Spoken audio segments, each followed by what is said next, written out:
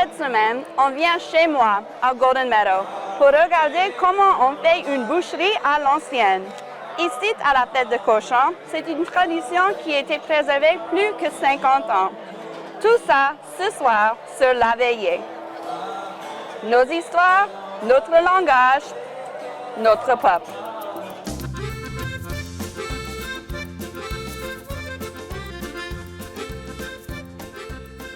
Bonsoir vous autres. Bienvenue à La Veillée, l'émission de nouvelles pour tout l'État de la Louisiane en français louisianais. Présentée par Louisiana Public Broadcasting et Télé-Louisiane. Mon nom, c'est Drake Leblanc de Lafayette. Et je suis Caitlin Augeron de Golden Meadow. Bienvenue à notre galerie où on raconte les histoires de notre peuple dans la langue de notre héritage, le français. En Louisiane, les boucheries sont populaires comme une manière traditionnelle de cuisiner plusieurs plats de porc pour la communauté en utilisant le cochon entier. Ce soir, on va à Golden Meadow, tout en bas du Bayou Lafourche, pour célébrer la fête du cochon. Pendant la fête, on a parlé avec Casey Curall, un membre de l'association qui présente la fête du cochon sur le contexte économique et culturel de cette tradition en Lafourche du Sud. Mais en premier, on voit la longue journée de travail et de célébration qui est la boucherie. Et on mange bien aussi, bien sûr. Coupe pas le morceau. Anthony Charpentier, connu comme T-Boy, reste en bas du Bayou Lafourche depuis toujours. Ici, on barre, on barre, je dis on barre, mais on barre la Bayou, à le Grand Île là-bas et Fouchon. Mais on a une bonne vie ici. Tout le monde, notre famille, il n'y a pas de place n'importe où dans le pays qui comme ici on barre. Aujourd'hui, T-Boy se joint à des dizaines de ses amis et de sa famille au parc de Golden Meadow pour participer dans une boucherie. Ça, c'est étouffé à l'oignon. Mark Berg est un ancien président de l'association qui organise la boucherie traditionnelle chaque année. C'était le hand monde qui a approché le vieux monde pour les demander, pour leur montrer comment faire les affaires que se faisaient dans le vieux temps. Et on était pour parler le bon vieux temps. Et je pense que c'est sûr que quelqu'un d'autre a peut-être parlé de ça. Les hauts récompenses que ça qu'on est prêt à faire pour le fond à cette heure, se fait ça pour existence dans ces temps-là. C'est comme ça que le monde, ça c'était le marécage et les groceries. Et les familles se mettaient ensemble, tuaient un cochon tous les semaines, et tout le monde partageait sur un cochon. La semaine passée, la semaine prochaine, c'est une autre famille, et tout le monde share comme ça.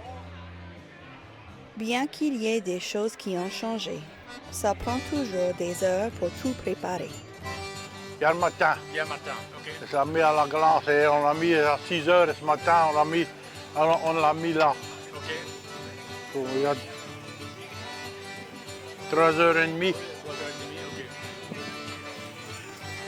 On coupe des morceaux et on met l'autre bord et on coupe pas de morceaux, finit de cuire, met la sauce et le piment dessus et on met dans un glacière. Tu vois, on va commencer d'un petit moment, là, je suis supposé de commencer à cette heure, couper. Vous autres, mettez à couper. Le cochon rôti est la base pour tous les autres plats. On fait tout pareil que ce qu'on fait dans le vieux temps. On commence avec un cochon vivant. Quelqu'un le tire, le nettoie, la gratte, et on prend comme tous les all the organs, comme tous les rognons, et le foie, le cœur, le thon, le long, et on coupe tout ça et on le partage et tout le monde puis le passe. Il va manger cochon, du cochon, du cochon, du cochon et du cochon. Mais les différentes manières. Yeah, ouais. Cochon 10 différents moyens. Ouais. Rôti, fricassé, le son, fricassé de son, Des huîtres. Non, il y a des huîtres. Ça, c'est différent. Il y a des différents. Graton, boudin. Pour Thibaut et Marc, la fête de cochon est fondamentale pour leur communauté et leur culture. Mais on vient tous les ans cuire un cochon pour eux. On n'est pas dans la même, mais on vient pour le porc. On vient pour manger, voir tout le monde et voir comment ça aime ça. Mais l'idée, c'est pour que quelqu'un, quand on a vu ça, quelqu'un qui veut prendre, que je peux guetter ou bien cuire avec les autres et prendre comment le faire. Et c'est pour préserver notre héritage et la culture de vieux temps, vous connaissez? Plein de tracas, plein de l'ouvrage pour cuire un cochon. Ça prend 10 heures avant que tu finisses. Pour les moins gros cochons. Ça. OK. Bon. C'est bon? On va se mettre à couper. OK. Allons manger des gratons. OK. Allons voir si... Allons. Manger un graton.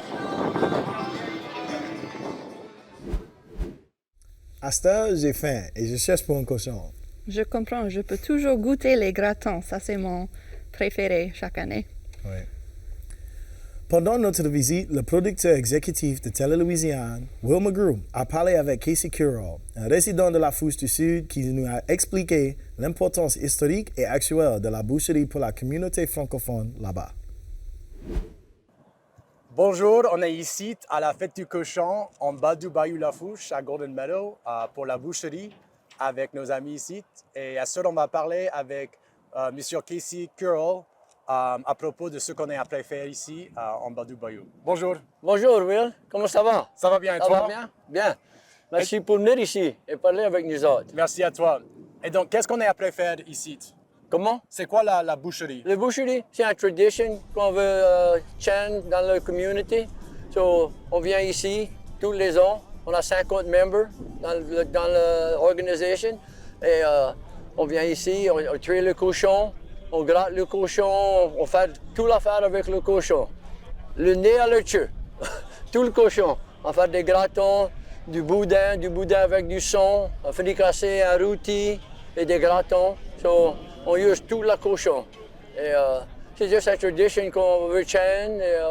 On souhaite que le jeune monde prend. Et on a plein de jeunes monde qui joignent le club. Et c'est tout pour la tradition ici. C'est bon. Et quand tu étais petit, est-ce que tu faisais la boucherie avec tes parents, ta maman et ta papa? Mon grand-père était un boucher. So, il vendait des saucisses et du viande dans un char. Il trafiquait le bayou dans sa char et il livrait le viande à le monde qui a fait un or la semaine passée. So, il était un boucher. So, moi, je vais dans des boucheries. Ouais. C'est bon, donc tu es expert. Non, je ne suis pas un expert, mais je dois apprendre. So, hier, c'était la première fois que j'ai fait un baume de graton à mon soeur. So, c'était une expérience qui était bien gratifiante. C'est bon. Et c'est quoi ton plat pour aujourd'hui? Qu'est-ce que tu as appris à cuire? Aujourd'hui, j'ai appris à cuire un fricassé. Un fricassé de cochon avec un roux, des oignons, du persil, des queues d'oignons. So, et comment tu fais un fricassé? Un fricassé, tu peux commencer dans une petite bombe, tu peux commencer avec du roux première. Après ça, tu peux griller ou étouffer tes oignons. Après ça, mettre ta viande et étouffer tout ensemble. Mais quand tu cuis dans une grosse bombe comme ça, il faut que tu fasses ça un petit peu à l'envers. So, on frit le viande, étouffer le viande, le rôti premier. On met le viande dans le bombe. Après ça, on va étouffer les oignons. Et quand les oignons sont tout étouffés, on met les oignons, on nettoie le bombe. Après ça, on fait le roux. Parce que le roux, c'est quelque chose, si tu le fais premier et tu mets ta viande, ça continue à venir un petit peu brune. So, tu peux scotch ta affaire si tu n'es pas bien careful. So, ça, c'est le moyen qu'on fait dans une grosse bombe. C'est bon. Et comment, tu viens d'ici, du Golden Meadow ou d'ailleurs? La Rose. La Rose, ok. Ouais. Et comment as-tu appris le français? Le français, et quand j'étais un jeune beau, je suis le plus vieux avec 5 enfants. So, j'ai resté plein de temps, dans le summertime, avec mes grands-pères et mes grands-mères. So, je parlais plusieurs français que l'anglais. So, j'ai juste appris comme ça, un petit boug. Qu'est-ce que tu as fait pour le job? C'est quoi ton travail? J'ai travaillé sur des bateaux. J'étais un marin toute ma vie, 25 ans au large. Je travaillais chez un tugboat. Après ça, j'ai venu back à l'office pour un manager. Et j'ai juste retiré et on est de ça.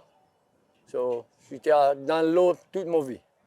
Et il y a beaucoup de gens en bas du bayou qui travaillent sur les bateaux. Ah ouais. C'est l'huile qui tient tout le bayou. Si on perd l'huile, on va perdre le bayou. Ouais. Et sur les bateaux, l'autre monde parlait français aussi? Ou? You know, du temps de ça, à cette heure, le français a presque manqué. Il y a pas plein des enfants et des jeunes monde qui a continué à parler français. Mais moi, c'était quelque chose que tout le temps, j'avais un passion for. So, et quand j'étais jeune, c'était plus bon pour moi parler français avec tous les vieux captains sur les bateaux. Je me tiens du plus près si je savais quelqu'un qui parlait français, à part que anglais. C'est bon. OK, mais bien merci. On a très hâte de manger. Je crois qu'on va être bien plein après. Allons là-bas, je bourrais. Oui, c'est vrai. Right. OK, merci beaucoup. Thank you, Will. Merci beaucoup. À la prochaine.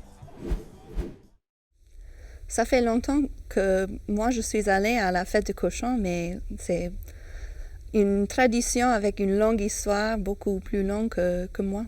Oui, et on doit préserver, on doit continuer d'avoir les boucheries. Absolument. C'est tout pour ce soir. On espère que vous avez apprécié cette édition de La Veillée. La semaine prochaine, on va dans la paroisse Saint-Bernard pour découvrir une partie de l'histoire espagnole de l'État avec les Isleños de Delacroix. Pour plus d'informations sur La Veillée, allez sur www.lpb.org/laveillée. De toutes nous autres ici à LPB et Télé-Louisiane, soignez-vous autres. Et à la prochaine.